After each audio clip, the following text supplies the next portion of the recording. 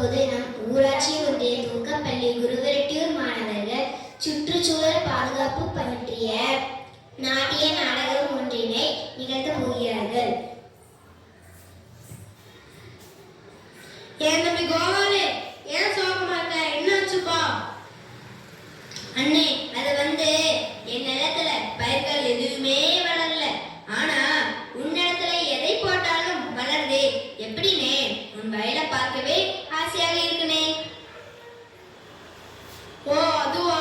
சொல்றேன் கோபாலே, கேளு. முதல்ல என்ற நிலமும் அப்படித்தான் இருந்துச்சு. ஆனா இப்ப இல்ல. சில பல விஷயங்கள் செஞ்சு மாத்திட்டேன். என்னென்ன பண்ணீங்க? அது சொல்லுங்கண்ணே. மணப்பாற மாடு கட்டி, மாயாவரம் ஏர் பூட்டி. மணப்பாறை மாடு கட்டி, மாயாவரம் ஏர் பூட்டி, பயக்காத உழுது போடு சிறுகனே. பசுந்தாரை போடு பாடு வழி சிறுகனே. பசுந்தாரை போடு பாடு வழி சிறுகனே. அப்படின்னு ஒரு நல்ல பாட்டு இருக்குதுல்ல, அதை அப்படியே செஞ்சு. எனக்கு ஒண்ணுமே புரியல தம்பி. நான் வேதி உரங்களுக்கு பதிலா பசு நிறைய ஒண்ணா பயன்படுத்தினேன். இப்ப புரியுமா? வேதி உரத்தை போட்டு போட்டு கலக்கி கலக்கி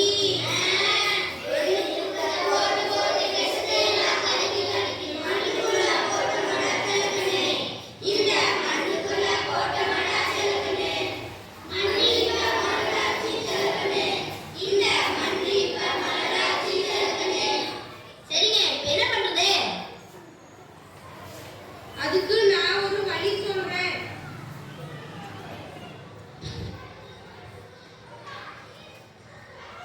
மண்ணுக்குள்ள உயிர் வளர்க்க, நுண்ணுயிர்கள் பெருக பெருக. மண்ணுக்குள்ள உயிர் வளர்க்க, நுண்ணுயிர்கள் பெருக பெருக. இடுகொலை போட வேண்டும் சிறுகனே. இயற்கை இடுகொலை போட வேண்டும் சிறுகனே. மண்ணில் வள பெருமடா சிறுகனே. இயற்கை மண்ணில் வள பெருமடா சிறுகனே. நஞ்சில்லா உணவு கிடைக்கும் சிறுகனே. நன்மை நஞ்சில்லா உணவு கிடைக்கும் சிறுகனே. அது சரி, அப்படியே பண்றோம். ஆனா இங்கதான் பூமியில தண்ணியே இல்லையே, என்ன பண்றது? போர போட்டு பூமியில ஓட்ட போட்டு போர போட்டு பூமியில ஓட்ட போட்டு காற்றடிச்சு வச்சிருக்கோம் ஜனகனே. நாம காற்றடிச்சு வச்சிருக்கோம் ஜனகனே. வேறு வாழ்க்கை இருக்குதா ஜனகனே. உயிர வாழ்க்கை இருக்குதா ஜனகனே. அட ஆமாப்பா, ஆமா. இதுக்கு என்ன பண்றது? இதுக்கு நான் இன்னொரு வழி சொல்றேன், கேளு.